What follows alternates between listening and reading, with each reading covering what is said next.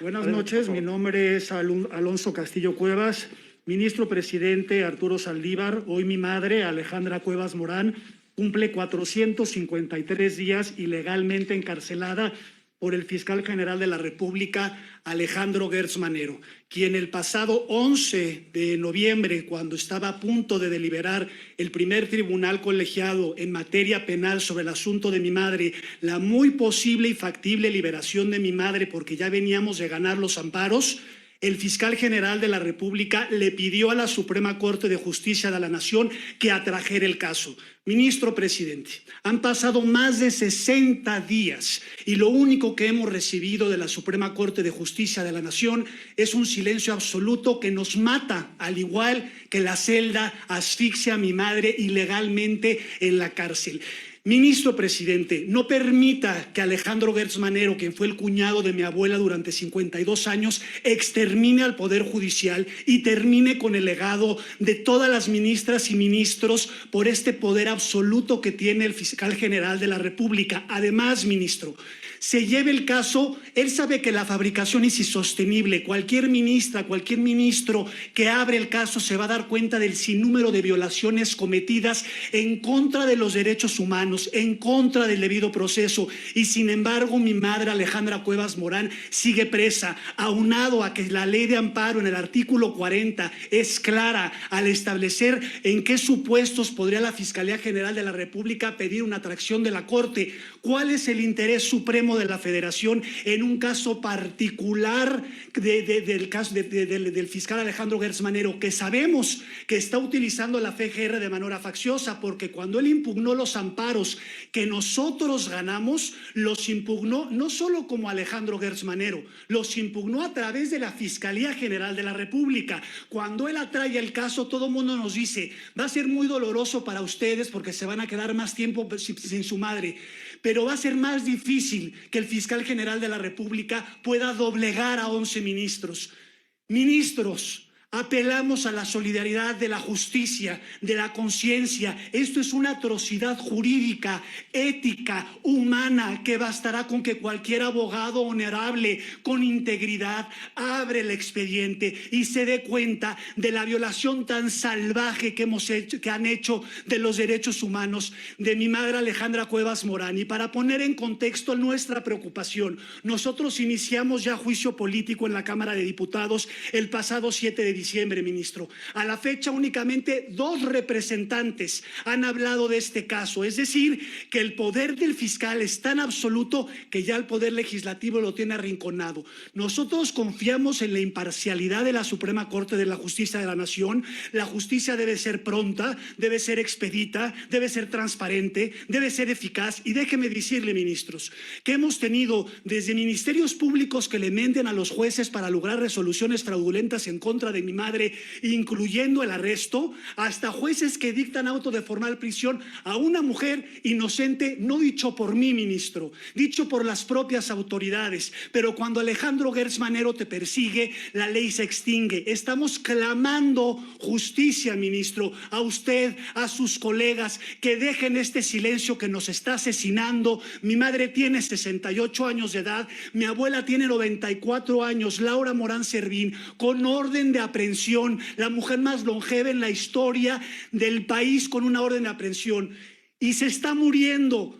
Solo se resiste a la vida, ministro, porque está esperando la libertad de mi mamá, una mujer que no debería haber pisado la cárcel un instante. La única razón, ministro, por la que está ahí es por el poder absoluto del fiscal general de la República, Alejandro Gertz Manero, por lo que le solicitamos yo, Ana Paula, mi hermana, madre de 3 hijos, Gonzalo, mi hermano, los 3 egresados de la universidad, mi papá, el doctor Miguel Castillo, que de verdad, ministro, esto no puede continuar.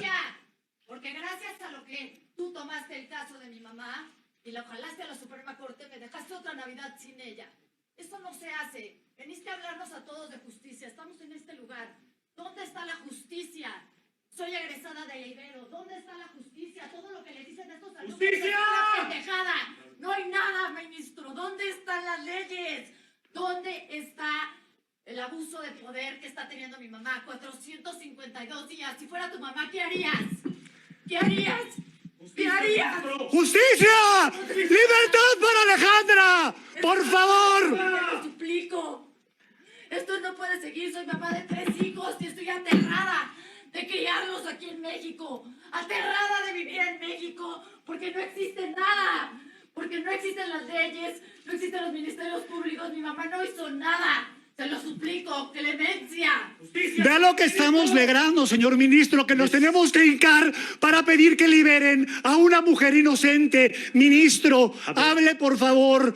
A ver, Ya basta, ministro. Necesitamos que se muchísimas gracias. resuelva el caso de Muchísimas Alejandra gracias por su Cuevas intervención. Morán. Muchísimas gracias por su Quiero que el intervención. ministro nos responda. Creo que muy bien. Entonces, por favor, si mantengamos. Muchas el respeto, gracias por pueden muchas gracias por libremente. escucharme. Por favor, Con mucho ¿tú gusto. crees que tú mantendrías la calma cuando sabes que tu mamá es inocente, tiene 69 años, hay COVID y se está muriendo en una cárcel? Creo y que no sí hay podemos leyes? dialogar. Creo que si hablamos de manera ¿Cómo tranquila voy a podemos. dialogar si llevo 7 escritos en la Suprema Corte? 7.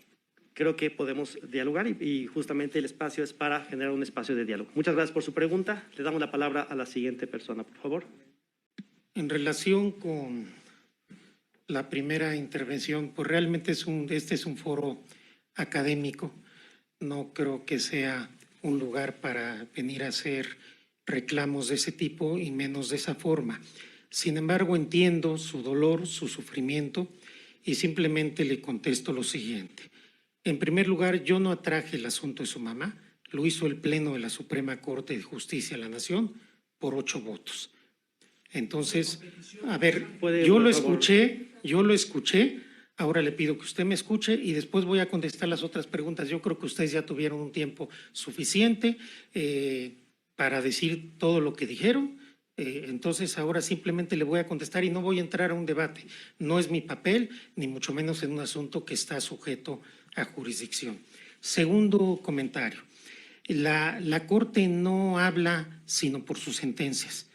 La Corte, ningún ministro o ministra, ni la Suprema Corte, ni yo en lo personal, podemos salir a opinar y a platicar de ningún asunto, ni del asunto que usted ha planteado, ni de ningún otro.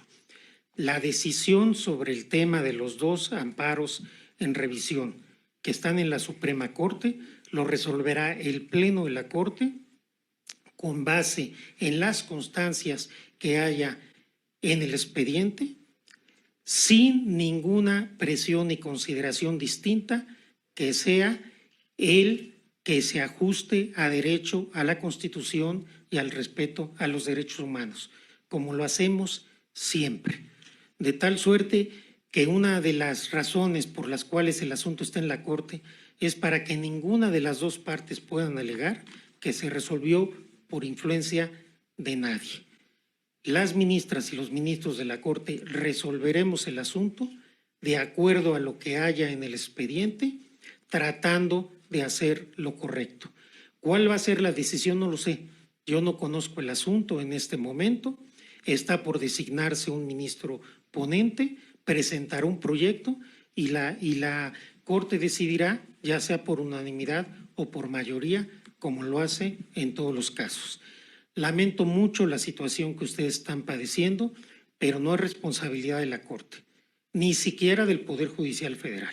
Este es un asunto que ustedes saben que se ha venido tramitando en otras vías y precisamente lo que busca la Corte es dar claridad y certeza, más allá de toda duda y más allá de cualquier influencia indebida al asunto de su mamá y de su abuela.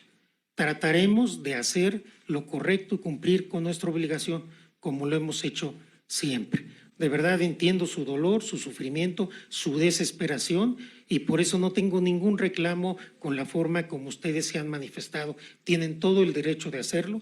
Yo soy un servidor público y tengo la obligación de aceptar sus reclamos, cualquier forma que estos reclamos adquieran.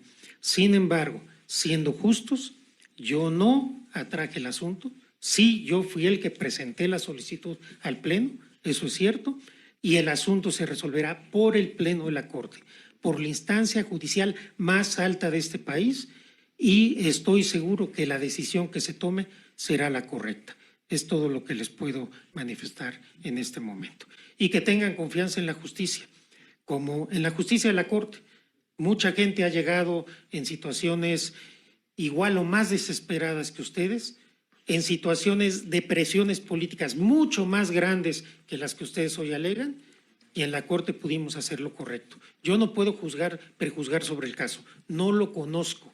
Sería un irresponsable si yo hablara de este tema. Pero sí les puedo decir que la Corte va a hacer lo que a cada ministro y ministra les parezca lo correcto. Y por lo que a mí respecta, yo voy a votar de acuerdo a las constancias que haya en el expediente, cualquiera que sea el resultado al que mi estudio me lleve. Es lo único que les puedo decir. Al contrario. Señora, muchas gracias por